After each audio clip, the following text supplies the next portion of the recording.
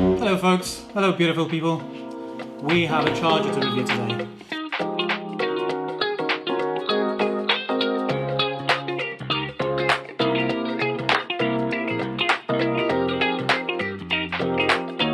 I would imagine some of you are new to this.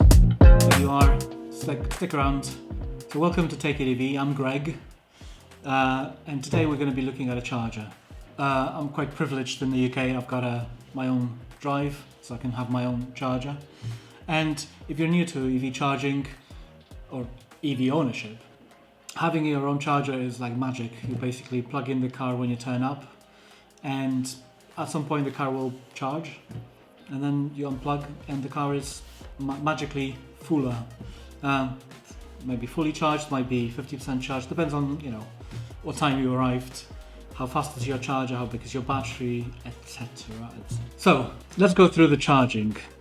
Right, most people in the UK and indeed around the world will have a 7 kilowatt charger on their drive, and 7 kilowatts is about double what your standard European, at least 240 volt socket will provide you with so-called granny charger.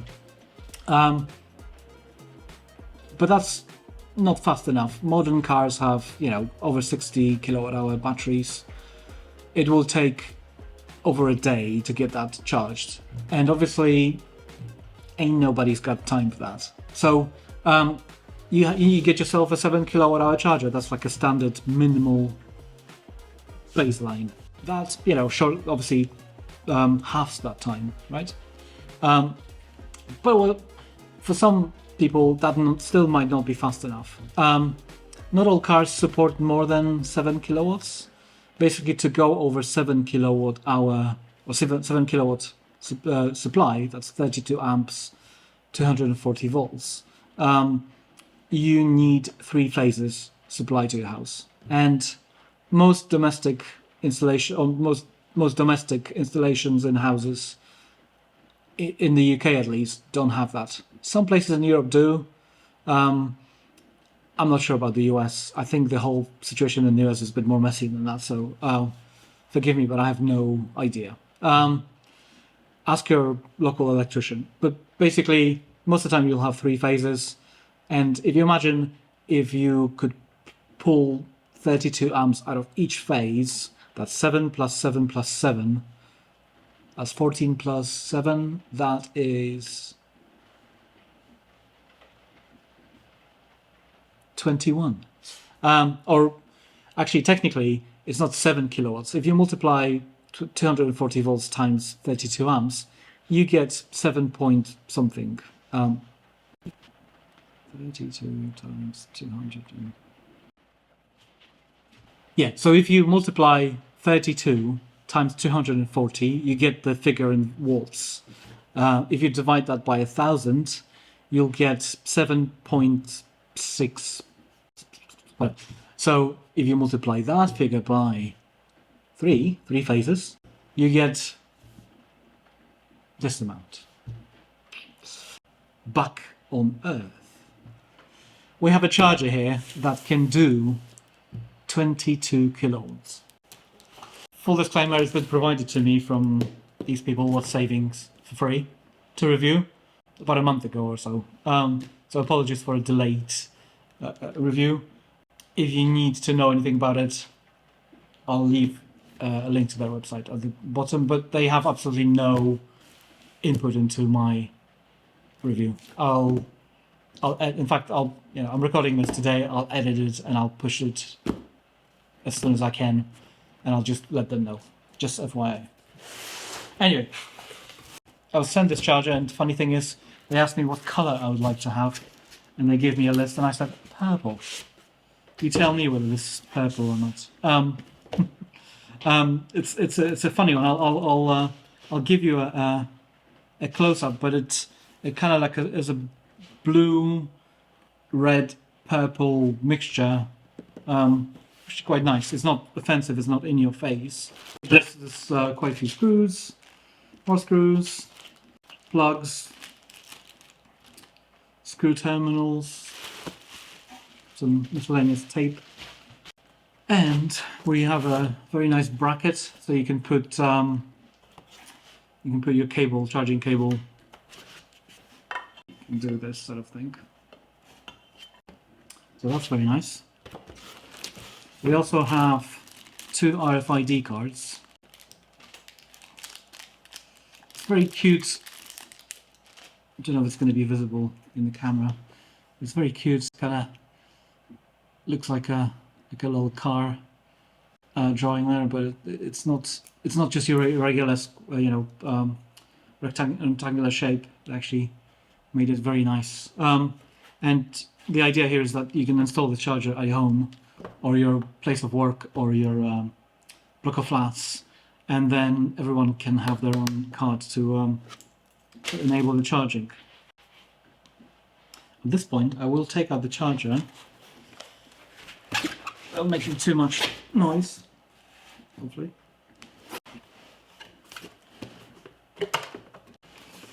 Right, things have happened.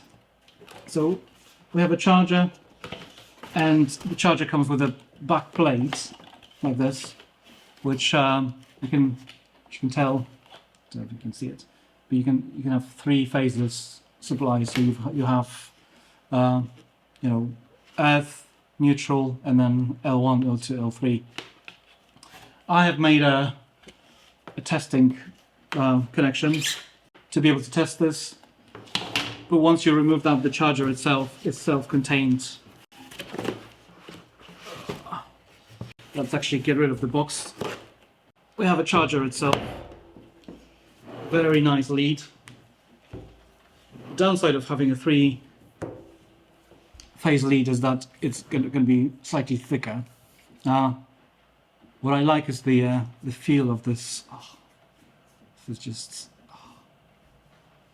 so nice. It's just a very smooth plastic. Smooth.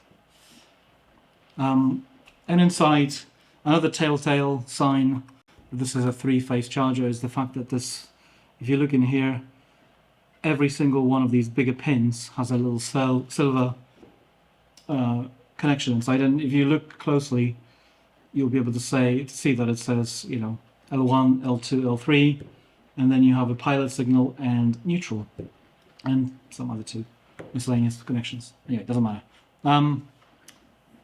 The cable feels very nice. This is a tethered unit, so the cable is, attached. On the side we have a reset button, which the instructions are, there's an instruction manual that comes with the whole unit that actually is pretty nice. It's quite clear.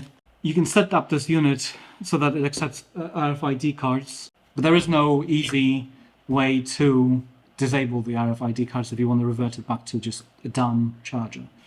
There's an indicator light in here on top that shows you in different colors what the status of the unit is, or in a sort of Morse code shows you if there's any issues with it, and there's a description in the manual of what's going on. Once you enable the RFID cards, you have to then enable the charger, plug in the car, enable the charging, and then if you want to unplug, do the reverse. I don't know what the pricing is going to be. In fact, by the time you watch this, there might be a second revision of this charger. Who knows? Hopefully they'll send me another one if they have it revised. What's the so the way to install this is actually quite interesting. It's different to the way that I've seen other chargers. No, don't mind this. This is just me testing. Don't do this at home, folks. I'm a professional. This is just me, being able to actually plug it into a 3-pin socket, so I can actually simply test this because I don't have a dedicated charging port outside that I can just plug in any charger into, and enough space to film. I'm sorry, but trust me, I have tested it. It works, and not just with a 3-pin plug. This is just me testing things at home. So this charging plate, or this backing plate, is something you fix to the wall, and once this is fixed to the wall, then the charger simply just fits over this and it's secured by 4 screws, 2 on the top and 2 on the bottom. there's a very faint writing at the bottom of this plate that tells you which face or which cable goes where. And basically, once you've done that, there's little sockets, I suppose, I don't know, where these pins go into once you fix the charger. So removal of it is quite easy. You don't have to disconnect anything.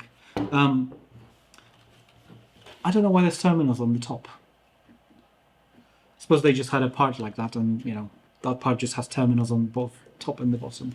No idea. There's a very nice gasket at the bottom that has opening for 6 cables, which one too many. So, but there's no a risk of water ingress because it's at the bottom. So that's fine. I mean, it's unusual. Most of the chargers that I've ever worked with, including the Zappi that I have and quite love, is the way it works is basically you need to open the charger up and drill the hole and put your own gland to where you want the cable to go through. That gives you loads of options when depending on how you're going to mount the charger. In this case, you don't have much choice. You have to push the cable through the back, and then just put this plate on the wall. So that kind of limits you. The other thing that speaking of things that limit you is the fact that the whole unit is sealed, so you don't have easy access to the inside of it, which is fine most of the time when it just works, right? You get all the status indications on the LED here. They're just using single RGB LED, I think, inside, or maybe multiple, but the color is uniform. And the only way you can interface with this charger is using this button. So I believe there's some procedures where you have to depress it for longer, and so on. And of course, you've got the RFID card reader. They've provided me with these RFID cards just to test it, and I have, but trust me, it just works. The problem is once you enable it, you can't revert it without having to contact them. And at the time of recording, I don't know what the procedure is that they might establish in the future. So, who is this charger for? I think this charger would be perfect if you have a small workplace or a block of flats where you're sharing the charger with different people. Now, that's because you have an RFID card, so that only people who should have access to it will have access to it. However, there is no way to know which user used the charger for how long and how much power they used. That obviously makes it difficult to bill people for specific electricity use. So, that kind of limits the audience, I suppose. The other thing that limits the audience, I think, is the fact that this charger is rather dumb. Doesn't have any smart features as such, right? It's just a way for you to charge the car, but you can't really control it externally. There's no timer. There's no smart quote-unquote features. So, if you put this, I don't know what the price of the charger is going to be, but if you put this charger on at your home or whatever, you're not going to have any extra features, which could be fine to most people, oddly enough. But that's another downside. The other thing that I don't quite like is the fact that there isn't more indication here, or there isn't an easy access to the insides. You have to pray this cover off, and I might do a second video where I open this up and kind of go through the guts of it. They were fine with me opening it up, so somebody might be interested. I was asked by Mike, I can't remember your name of your channel actually. Mike Electric Stuff. Guy is brilliant. If you haven't seen Mike's stuff, if you're into electronics, you have to follow his channel. He asked me what the idle consumption of this charger is, and it's quite low. It literally just seems to be whatever the LED uses plus a little bit on top, because it depending on the color of the LED, the idle draw varies ever so slightly. So Yeah. I mean, and oh, actually, one thing that I forgot to mention, and you might have guessed by seeing this, is that you can use this charger if you just have a single phase supply to your house, like most people. Once again, it depends on the price of this charger, but there's nothing stopping you from just using it single phase. And in fact, my car, Kia e-Niro 2020 model, trim 4 in the UK, can only take one phase. This is, probably story for another day, but for some reason Kia decided to ship that trim at that time for the UK market with only single phase charger. If you bought the same car in Ireland or in Netherlands around the same time, you would get 11 kilowatts charging maximum spec, which again uses three phase supply, so you could use a charger like that, but you would have to have a three phase supply to your house. It just basically uses 3.3 or 3.6, I think is what it is, charging per phase. So if you add that together, you get 11-ish. There's a lot of, in charging specs, there's a lot of rounding and kind of clever maths for marketing reasons.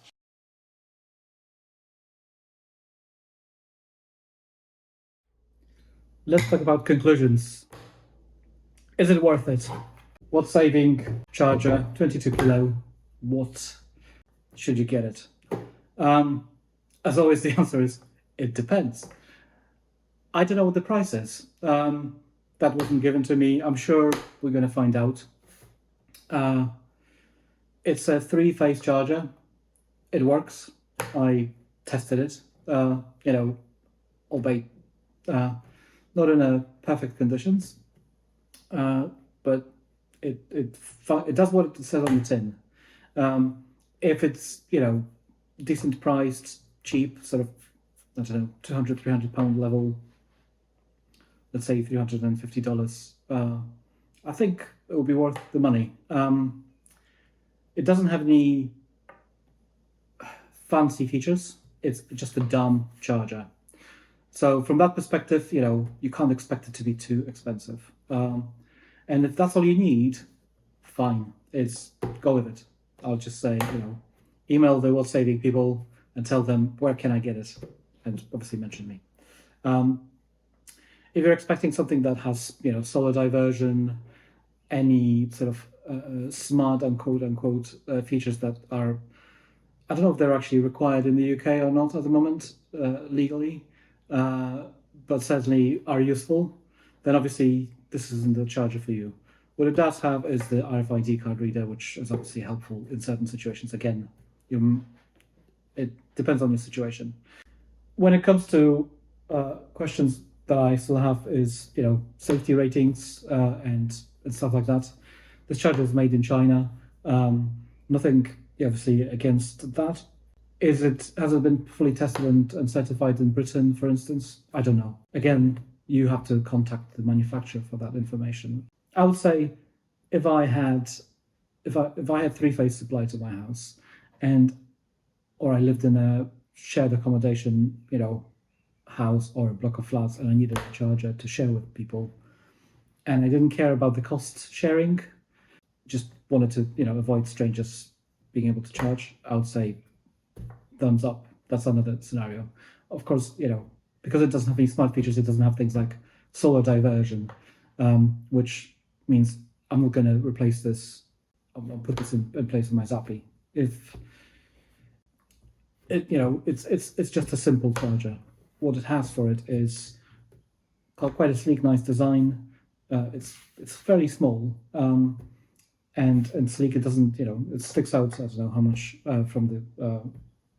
It depends on the fascia you buy. Obviously, you can blend in with your house. I'm sure. Well, I don't know if I have a red one because I'm sure I would have requested that. But again, depends on what you want. So yeah, I'm sorry that the conclusion is what depends, but that kind of that kind of is the crux of the of anything in the world at the moment, isn't it? If you have any questions, please stick them down below. I'm sure folks manufacturing this will be reading it. If you have any comments, suggestions, please let me know. And we yeah, normally at this point you'd say something like, please, share, subscribe, like, blah blah blah. But let's be honest, that's for humans, and videos are suggested by algorithms. So, dear AI, please suggest this video to other people. Thank you. Or should I say bleep, blop, blop?